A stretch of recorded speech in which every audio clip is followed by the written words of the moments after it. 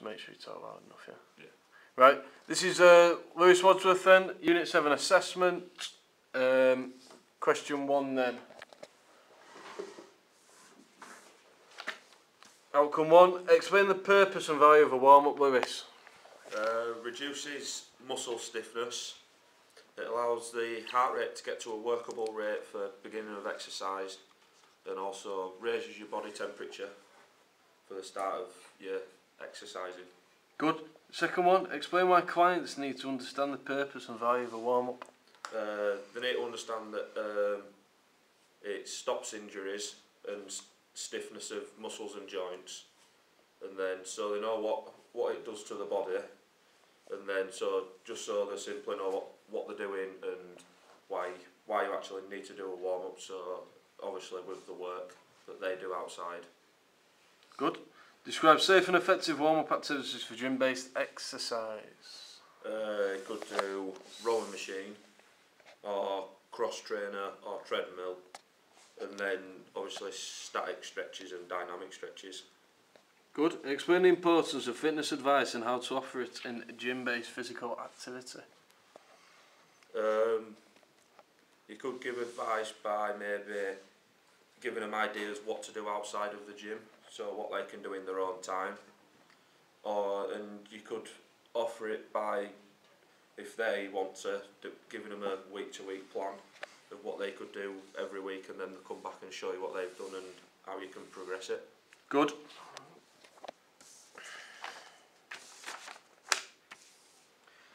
Third outcome then, describe the purpose of the exercises included in the programme. It's to vary different clients, so some will come in and want to maybe work upper body or lower body, so you've got to adjust your sessions to what the client needs or wants. Good. Describe a range of exercises that are safe and appropriate for clients.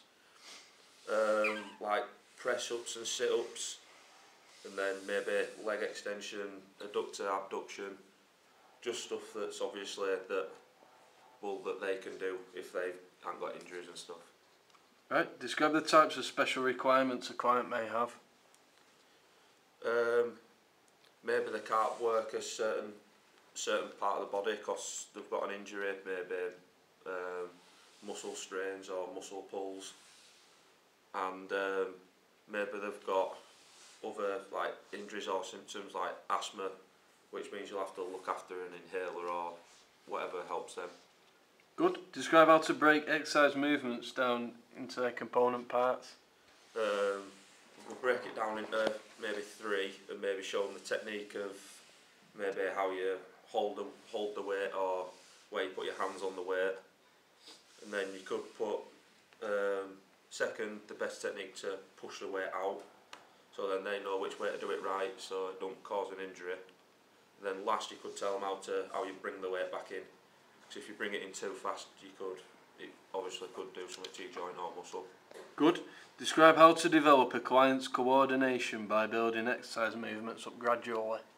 If you're maybe on a treadmill and they'd only just started the programme, you start at a slow pace so they could get used to it, and then maybe session by session maybe building it up by a speed or an incline. Right. Outline the information that must be given to other people who are involved in the client's gym-based programme. They'll need to know if they've got any disabilities, so then they know what they can do and what they can't. If they have got breathing problems like asthma, or if they've like got any pulled muscles, just so they know which areas they can work and can't. Good. Outcome 5 then, outline the needs and potential of the clients. Maybe if they're disabled, they might be able to use some equipment that normal people, which other people use, but you have to have a bit of equipment for disabled people, because they can't just do maybe 2 or 3 exercises a session. Maybe they want to do more, and maybe just making the sessions harder or easier for what suits them. Good. Identify the types of hazards that may occur during a session and how to manage these. A hazard could maybe be broken equipment, you could put a sign on the equipment so people know not to use it. And then also you could have wet floors, and you'd put a wet floor sign down until maybe a cleaner or someone can come in to deal with it. Good. Outline the reporting procedures for health and safety.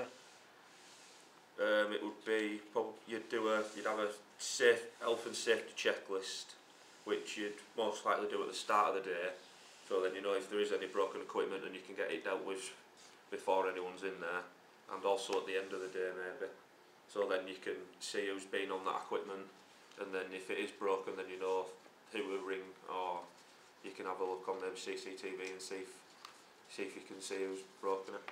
Good. Identify safe and effective alignment of exercise positions. Obviously try put them as a bit far away as you can, so the people that are getting on and off equipment aren't disrupting anyone else's sessions. Maybe put the different exercises in different areas, so you'd have maybe like the leg extensions in one area, gym, cardiovascular in another, then free weights a bit further away from the treadmill, so because if you drop on a treadmill it'll break, so if you try to keep them as far away as you can from treadmills, then that'll be better. Good. Identify a range of alternative exercises for adaptation, including any appropriate progressions and regressions. Maybe if you're doing sit-ups, your progression could be maybe trying, because you'll be working your abs doing sit-ups, and maybe trying a different exercise like maybe the plank or leg raises, which tends to put more pressure on the abs, so it'll be working them harder. And maybe for progression, maybe adding, when they're getting used to it, add reps, and then after that you could add a set on or whatever. Good. Outline the importance and methods of voice projection to include the effective use of volume and pitch of voice.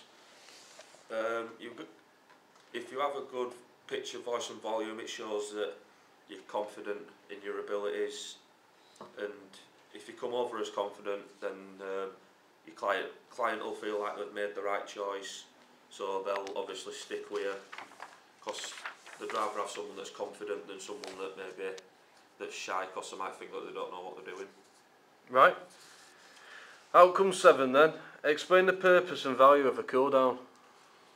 It's to steadily lower your heart rate, because if you just stop doing exercise straight away, you're more likely to get an injury.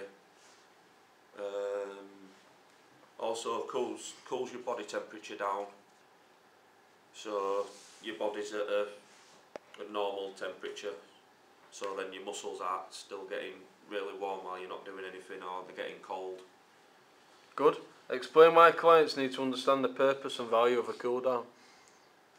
They need to understand it so they don't get injuries, because if they've got an important job and they don't know what a cool down is or what they could do for a cool down, then they're going to get injuries and then maybe off work for a while. Good. Describe safe and effective cool down activities for gym based exercise. Effective cool downs could be a slow row on a rowing machine, or a steady walk or jog on the treadmill. What type of stretches do you do in a cool down? Static stretches. Good. And also it lowers your heart rate, so you're not just coming off exercising straight away, you're gradually moving your heart rate down to your level. Good.